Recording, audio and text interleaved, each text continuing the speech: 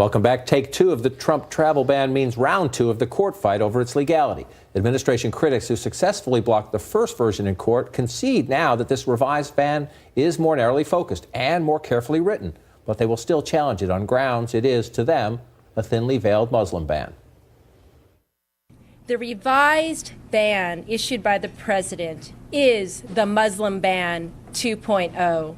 It is a reincarnation of the original failed and flawed Muslim ban that was blocked by courts across the country.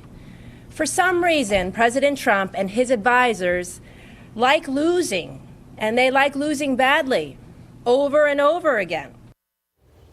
The White House says it is much more confident it can win in court this time. Other critics say there's a bigger issue at play here. They say the 6 countries specifically listed in the restrictions aren't the biggest worry spots. And they say the president's own point man makes their case for them. So what other countries might be added to that? Well, there's a number of them out there. I don't want to speculate. But there's probably 13 or 14 other countries, not all of them Muslim countries, not all of them in the Middle East, that have very questionable vetting procedures that we can rely on. And then if we overlay additional vetting procedures, the chances are those countries, there'll be minimum citizens from those countries that visit our country. Let's come at this in reverse order, in the sense you listen to Secretary Kelly there. 6 countries now in the restrictions. Iraq was dropped from the original 7. But he says 12, 13, 14 more. With the time they had, why aren't they in there? Why didn't the administration, if you have a bigger problem, or do they worry they can't do that because then they will lose in the courts? I think there are so many questions about why they made some decisions regarding this. You know, they clearly had this set of countries in their mind. They based it in part off of, a list from the Obama administration. I think they felt like that could help them move things along.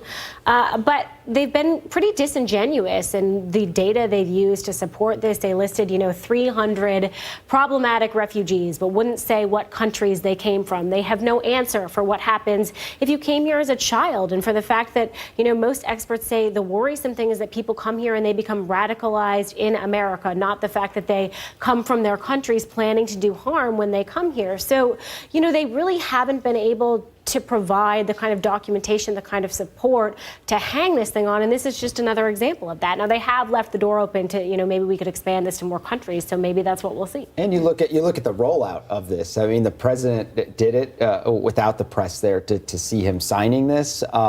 Sean Spicer didn't answer questions on camera. You had the 3 cabinet members who did give statements, but they didn't, have any press conference. So there wasn't the type of opportunity or sort of the feeling that the administration was proud of this and they wanted attention on it. It's sort of announced. And then I think part of that was everybody knew the first question of those 3 cabinet secretaries would have been, do you believe the president's wiretapping allegations? It would have been the question of the president, too. Yeah, would have been a question, which would have been the question of the president, too, which is why I will give Secretary Kelly credit for at least coming out and doing interviews on this. He has been upfront about this, even when he was blindsided the first time around by the White House handling of this. He was willing to go out and take responsibility for it. So he can debate we have to debate the policy. We'll see what happens. But they do say this time that they feel on better legal ground.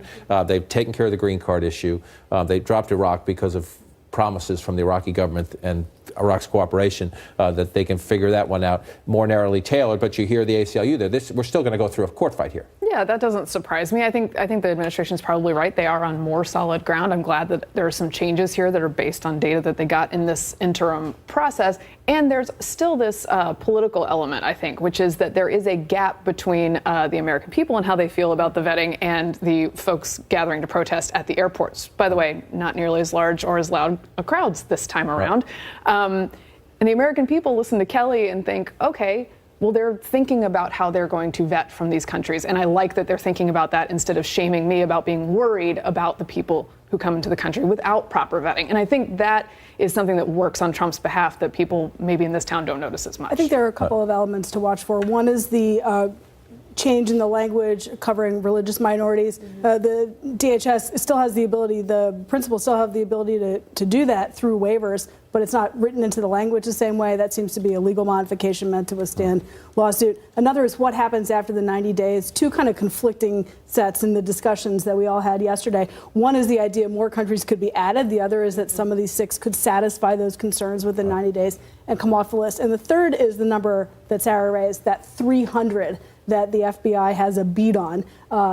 At some point, somebody is going to force an answer to where those people came from, how many of them are still refugees versus citizens, and that could be essential to unpacking kind of how this will withstand scrutiny. Right, and as we watch the legal challenges unfold and these questions be pressed, I do think it's safe to say on this day that it's better from the White House perspective that you have Secretary Kelly out there making the case for you, as opposed to Stephen Miller on the White House lawn saying the president's always right and these judges are all idiots. I think you get a better case there. But part of Secretary Kelly's job is also selling other controversial immigration promises from this administration. Listen to him here. Wolf Blitzer asked him one of the key questions. You're at the border, you have increased enforcement, and a family is coming across the border. There is an adult who is illegally entering the United States with children. What do you do? Let me just be precise. Right. If you get some young kids who are coming in, manage to sneak into the United States with their parents, our Department of Homeland Security personnel going to separate the children from their moms and dads? Yes, I am considering, in order to deter more movement along this terribly dangerous network, I am considering exactly that. They will be well cared for as we deal with their parents.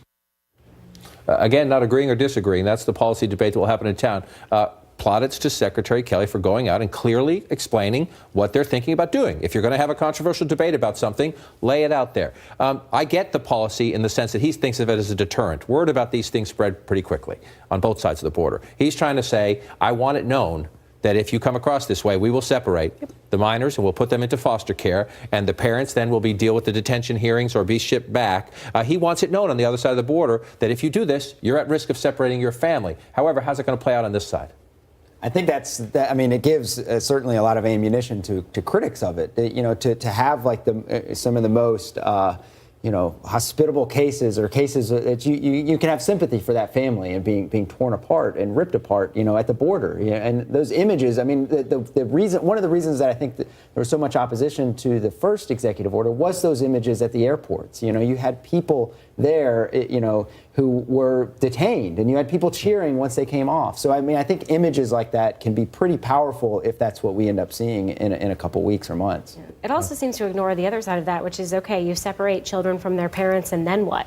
Then what do you do with them? We put them in detention centers that we already believe to be overcrowded, and Trump wants to detain more people. We put them in our fantastic foster care system. I mean, what part of that seems like a feasible solution, and who from the administration is going to be out there defending it when, like Matt says, you have people who find these sympathetic examples and say, this is a kid who has been separated from their one relative they know and is now staying with a foster family that doesn't even speak the same language potentially. Or you put them in foster care and then they're dreamers? What happens on the other side of that? I think you might be right that the idea is to deter before it gets to this. The issue is to talk about it publicly to deter people on the other side, but it's complicated for those who do get across the border. That Secretary Kelly went on to say the goal is, if they have someone in a foster care, is to try to see if they have family members in the states legally here and then pair them up with them. But it's the process, and during the process you get into the politics. Again, the beginning of many debates, the ripples of this issue as we go forward. Up next, new tensions between the FBI and the White House as the stunning weekend wiretap allegations raise more credibility questions for the president and for his team.